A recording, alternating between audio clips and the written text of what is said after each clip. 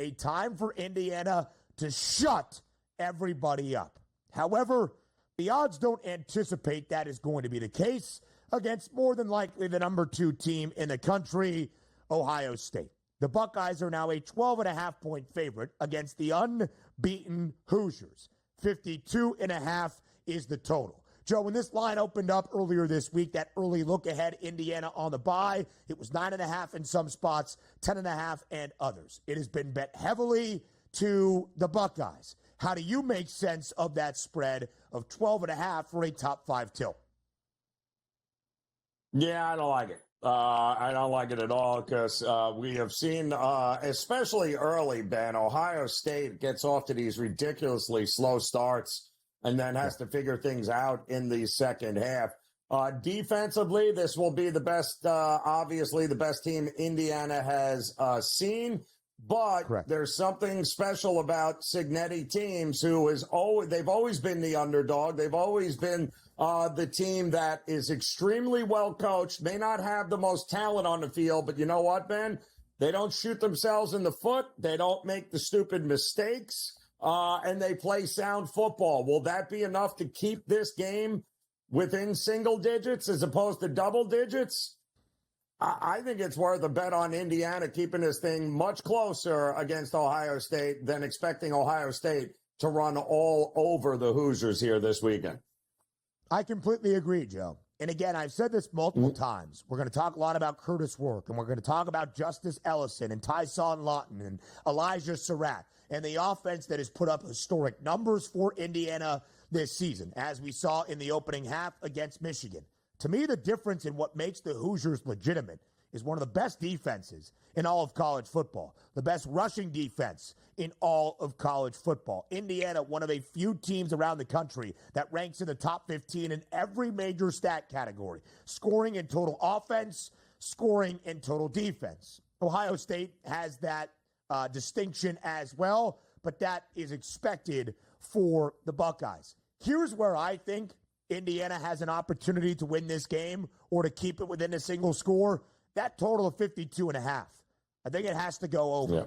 Ohio State has played to the over just once in its first 7 Big Ten games. It was the only loss of this season for the Buckeyes on the road in Autzen against Oregon, 32-31.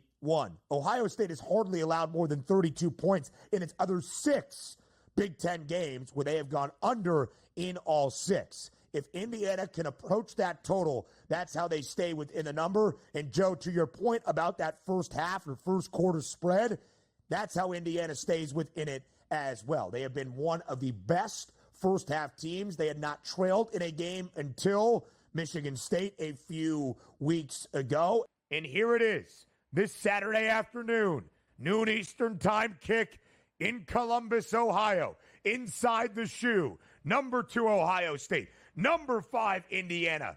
And yet, Zeno, a 13.5-point spread in favor of the Buckeyes. Total stands at 51.5. There are so many different ways to approach this game. Its significance for a Big Ten championship race. Its significance, of course, first and foremost, for the college football playoff. In what a loss would do to Indiana's resume. So here is how I'm going to ask you the question marks, Zeno. If Indiana covers the number, will it change at all how you view this Hoosiers football season in the legitimacy of Indiana's candidacy for the college football playoff? Well, there's a difference between cover the number and have a chance to win the game and cover the number. Yeah, they can backdoor this thing here from a 20-point spread to a 7-point spread, a 20-point game rather to a 14-point game and get within the number. You follow what I'm saying there? Like, it's not impossible for them to cover the number. But having a chance to win the game is really what this metric is all about and how we're going to judge Indiana. Do they have a chance to win the game in the second half? Do they have a chance to take a lead in the second half? If those answers are no, then guess what? It really is irrelevant whether Ohio State covers the spread or not. Indiana was never really in the game, and I don't think they will be in the game. I mean, I jumped on this earlier in the week. I got minus 12.5, and I have very little hesitation about that number and it being wrong. I mean, the last 14 times a top 5 undefeated team has been a double-digit underdog. They are 0-14 straight up and 5-9 against the number. In fact, this is the 7th consecutive season where a team 10-0 or better has been a double-digit underdog, including bowl games, because last year it was Florida State. 5 of the last 6 have all lost, and all 5 losers scored 10 points or less in that game. Indiana is going to get steamrolled on Saturday. Huge Big 12 weekend, Martino, between not only Colorado and Kansas, but now BYU looking to bounce back after its opening loss of the season. Arizona State, an 8-2 football team, now ranked 21st in the CFP top 25 against the BYU team that fell 8 spots to number 14. BYU still the highest ranked Big 12 team in the CFP top 25. But, the odds makers have not loved the Cougars all year, and they're catching 3.5 points on the road in Tempe on Saturday afternoon. How do you break down this Big 12 bash? Speaking of odds makers not loving a team, they have undervalued Arizona State a lot this year as well. And, by the way, if you don't know the name Kenny Dillingham, the head coach of Arizona State, you're going to start to know him real soon, because the turnaround that he's done with that Sun Devils program has been nothing short of remarkable in putting them on the map this year. Look, you have BYU coming off this big loss, right, in Provo and going out on the road here. And let me just give you a trend. When you have 2 ranked teams playing each other, Arizona 21st, BYU 13th, the worst ranked home favorite in this case in the last 30 matchups is 21-9 ATS.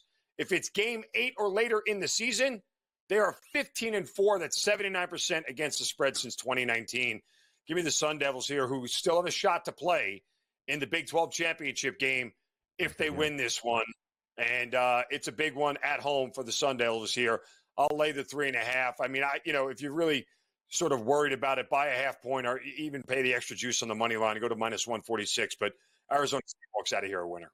Let's go to the Bronx, inside Yankee Stadium, in a top 20 tilt between Notre Dame and Army. The Irish, 14.5-point favorite against another undefeated team, one of 3 remaining FBS unbeaten programs in the Army Black Knights. 14.5-point spreads. Total is 44.5. 2 teams that run the football incredibly well, and 2 teams that also play some great defense. How do you break down the Bronx battle on Saturday night inside Yankee Stadium?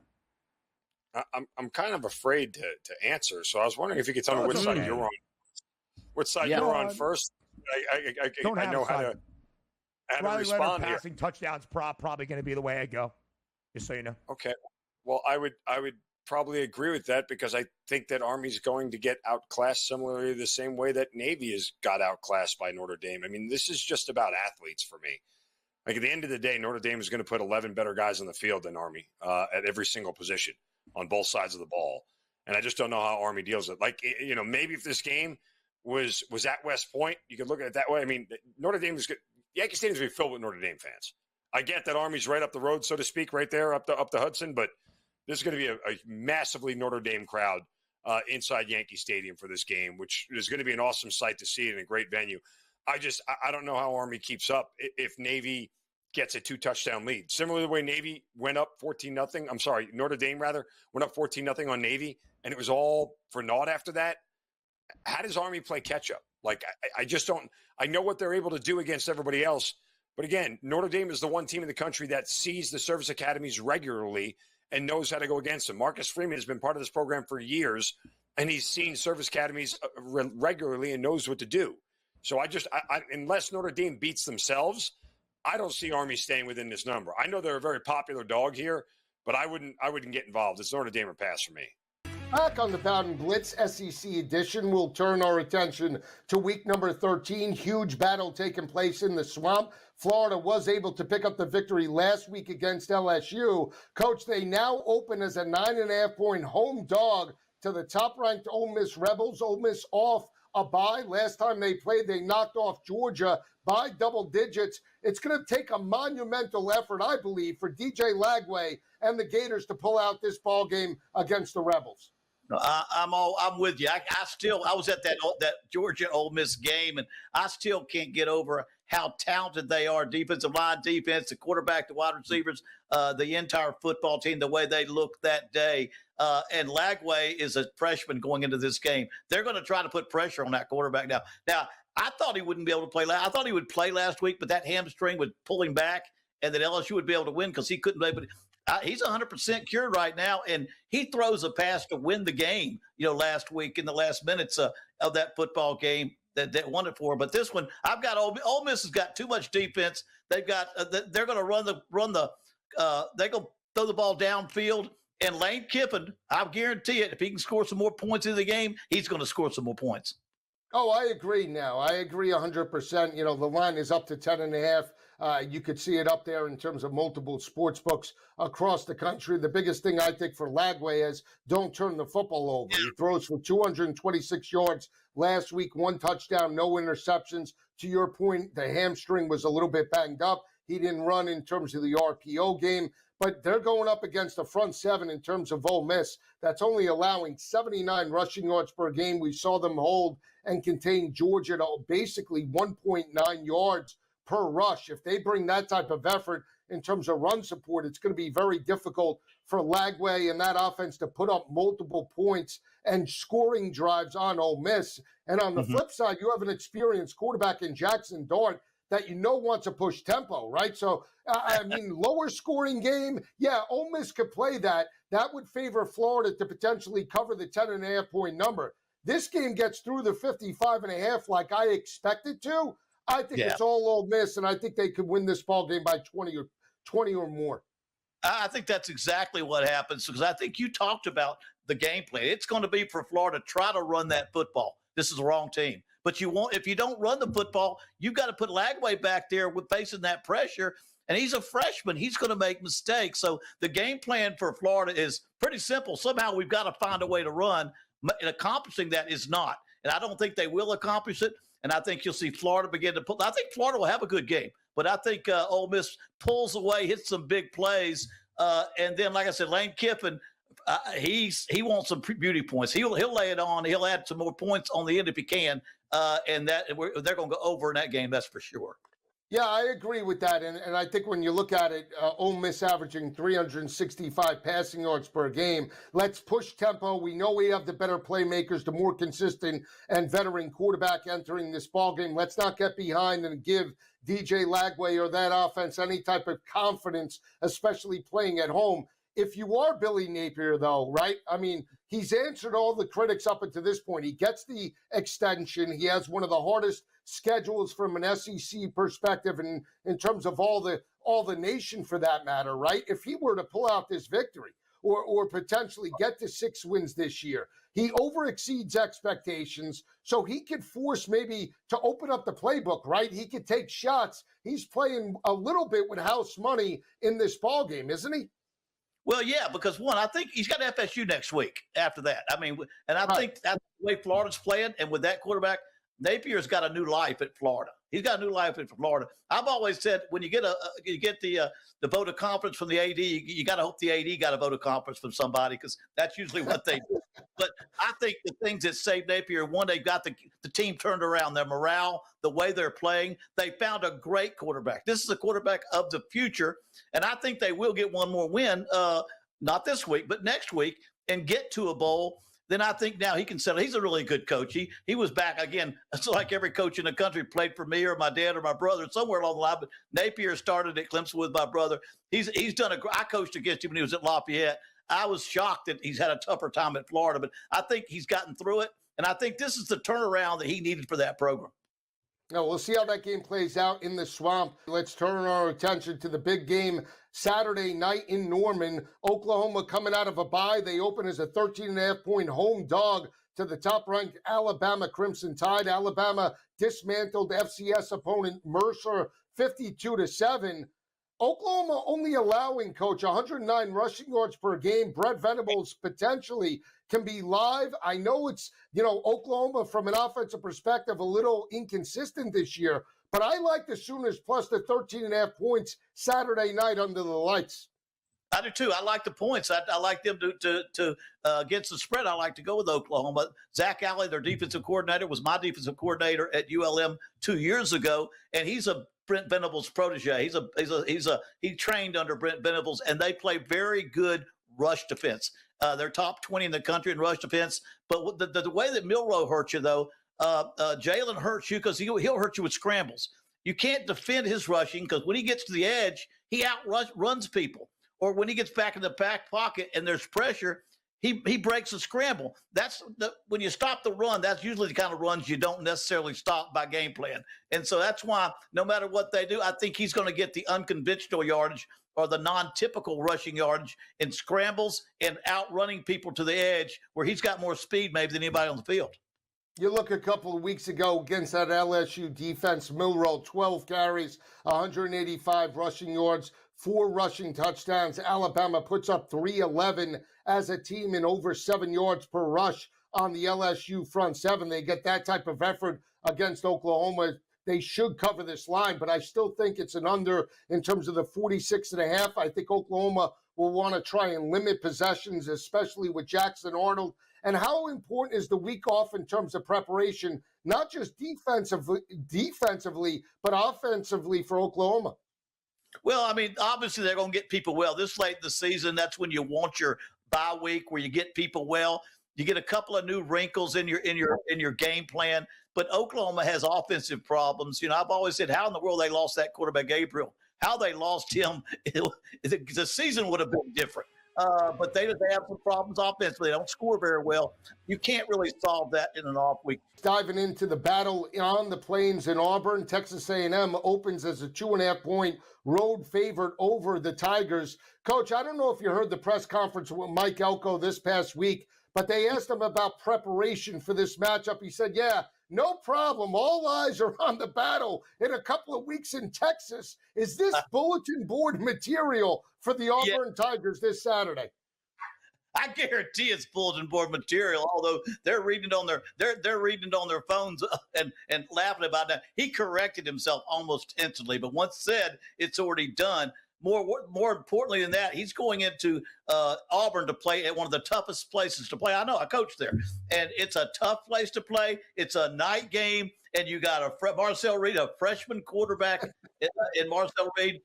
And buddy, they're going to be into a battle. You wonder why that spot's a 2.5. But I think it's because of the home atmosphere. And if you understand the history of that stadium, some of the biggest upsets you've ever saw happen there. It's just one of those places you never know what's going to happen. You don't know what's going to happen. Now, I will say from the series perspective, A&M did pick up this victory last year by double digits. That was at home in Kyle Field in College Station. Last 2 years ago, last time they played on the Plains, they lost this ball game to Cadillac Williams, the interim coach. And when Jimbo was there in terms of one of his last games, 13-10, that was when Connor Wigman made one of his first starts on the road. So I agree with you. Something seems to be up. Because if we're just looking at this matchup, all eyes and the more consistent offense and defense is Texas A&M. But again, another head coach in terms of Hugh Freeze that potentially has to win out this week and next week in the Iron Bowl just to be bowl eligible. I think Auburn could be live. I don't love the matchup, but I would take the points with the Tigers. But I do feel we get through the 46.5 total. Yeah, I mean the lead or the point spread is so low. I'm going to stick with them because I think they'll win the game. But I will tell you, that tells me something. They're both got very good defenses. So the under is there. I think the under in this game, because both of them are going to lead with their defense. I just think Texas A&M's defense is better and Auburn's quarterback is worse. In Baton Rouge is Brian Kelly and the LSU Tigers. This line opened up at 8.5 points. It's now down to 7.5 across multiple books. I don't know if you know this, Coach, but some amazing statistics for the LSU Tigers. They've won 9 straight against the Commodores. The last time that Vanderbilt got a win against LSU was back in 1990. I actually believe Jerry DiNardo was coach back in the day for the Commodores. I know you know Jerry very well. The last victory, the last victory, Coach, by Vanderbilt in Baton Rouge, 1951. Now, I'm just saying this right now. I understand Diego Pavia and Vanderbilt have been underdog killers this year. But going into Baton Rouge, knowing that this team has lost back-to-back games, last time they got abused by their arch rival, Alabama. I know you like Vanderbilt. I love LSU. I think they win this ball game by 14 points or more. I've looked at this game. I'm right with you. I think they have a great ball game. I think they win by over 14, and I think that they'll stop the bleeding a little bit. Now, nothing's going to save the season, but that's going to stop the bleeding. But I think this is going to be all LSU. Vanderbilt has kind of slowed down in their production. They play good defense, but they've slowed down in their production, and they give up the deep ball. They do. Now, what about Clark Lee? You think he's going to stay with Vanderbilt? He's done a fantastic job. Transfer portal. He's got players that have fit his scheme. And we always see these coaches where they overexceed expectations at a lesser program. They move on to bigger and better. Kirk Cignetti stays in Indiana for 8 years. Do you feel like Clark Lee will stay in Nashville? No, personally, I don't think so. You can stay too long. You can have a special season or two, but the last 50 to 60 years tell you a little bit about something. I think if he gets an opportunity at a big job, he ought to take it. Just like Dave Clausen at Wake Forest, be careful of staying too long, because when you're doing something that nobody else has done at that place and win above that, usually it comes around and it only lasts so long. Now, with NIL, I'm not saying that's different. My understanding is that Kurt Cignetti has got a ton of NIL money at Indiana, but Vanderbilt's a very tough academic school, and you can't just transfer into Vanderbilt from an academic standpoint. I don't know all those factors, but I would say if history repeats itself, he'll succeed, and if somebody offers him a good opportunity, he'll take it. In South Beach, last time we saw the Miami Hurricanes play, it was a couple of weeks ago against Haynes King and Georgia Tech. Miami was a double-digit favorite in that matchup, but in the end, they lost that ball game 28-23. They've had an extra week of preparation. They open now, Coach, against Wake Forest, and Dave Clausen as a 24.5-point home favorite. How do you see this game playing out? No, that's a big number for this game. Miami, hopefully they got the players' attention. That loss obviously did a lot. Now they have to win out. They've got a great quarterback, but their defense, they're not even top half in the FBS, the way their defense has played. If they're an outstanding defense, Cam Ward's got the Heisman Trophy probably locked up with the defense. But now the rest of the team has to come through. The defense especially has to come through, because Wake Forest, I mean, their running attack, it's a run, RPO, a running attack that really is hard to defend. They'll score some points, and they will stay on the field very much like Georgia Tech did. But I think Miami's got too many weapons. They'll pull away. It's going to be a high-scoring game, though.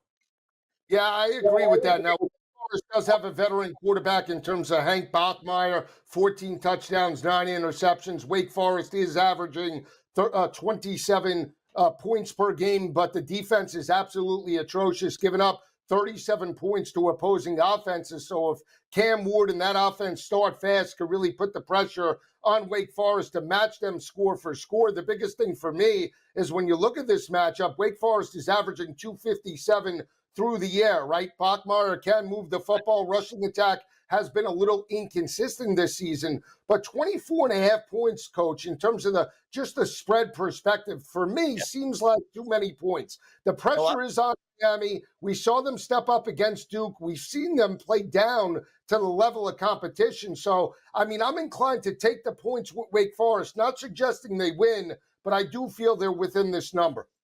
Oh, I'm with you all the way. I'm definitely going against the spread with Wake Forest and for the over, because I don't think the defense needs to improve. But Wake Forest going to put some points on the board, and Miami's going to put a lot of points on the board. I'm just thinking of Miami down the road. I think, after this game, they're gonna win this game. I got a bit because the spread's so big. I got to stay with Wake Forest on that one. And then Miami's obviously got Florida State coming up next week. But it's kind of like I was talking about Clemson at another time.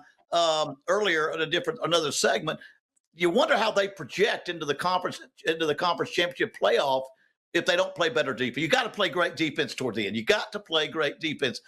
They won't need it this game against Wake Forest. You look at Wake Forest, the past couple of games, they lost by 10 points a couple of weeks ago to California, 46-36. Dropped the game to North Carolina this past weekend by 7 points. Gave up over 25 points in both of those ball games, and they're allowing opposing quarterbacks to throw for over 280 passing yards per game. That could mean a big day for Cam Ward and that passing attack for the Hurricanes. We'll see how that plays out. SMU, of course, very involved in the ACC. They are undefeated in conference play. They're going to Virginia this week. They are favorites on the road to take on the Cavaliers. Illinois and Rutgers in the Big Ten. UMass and Georgia. So Georgia and Tennessee are playing there. Beat up on the small teams games this week. Instead of an extra conference game, we could just do those. And Kentucky visits Texas, 20.5 for the Longhorns here this week. Yeah, I think Kentucky's been bad this year. I think Stoops, believe it or not, I know they pay him tons of money, but they're kind of awful at the end of the day. I think Texas beats them, and Tennessee's going to destroy UTEP. This is another game the Vols could, put up 60 like they did at the beginning of the year. Georgia's going to spank UMass. I think Illinois is better than Rutgers. The game's in Piscataway, so I think they got a shot to win that game on the road, believe it or not. And I think Virginia is going to, at the very least, cover in Charlottesville against SMU. This Virginia team is better than people think. I mean, they beat Pitt in Pittsburgh. I think they're decent, and I think SMU's really good, no doubt about it. Let's see if they go on the road and destroy somebody now this late in the season. Penn State, of course, needs to keep winning to keep themselves where they are in the college football playoff rankings. They are in Minnesota against the Gophers this week. Gophers have been all right this year. Wisconsin and Nebraska in Lincoln. Wofford against South Carolina. Pittsburgh and Louisville. And Missouri and Mississippi State with Missouri the road favorite in Stark Vegas. I still think Missouri's better than Mississippi State. The game might be better than 7.5. I kind of like the Tigers here. I think Louisville will beat Pitt in Louisville, and I think they'll actually cover that number. South Carolina and Wofford, I don't know about 42.5 if they're going to destroy Wofford. I know they get money for that game, and maybe they'll give them a game. Wisconsin and Nebraska, I kind of like Nebraska and Lincoln. And I like that number with Minnesota in Minneapolis getting 11.5. I think P.J. Fleck will have the Gophers ready for Penn State. I think Penn State will find a way to win the game, and they won't cover the number.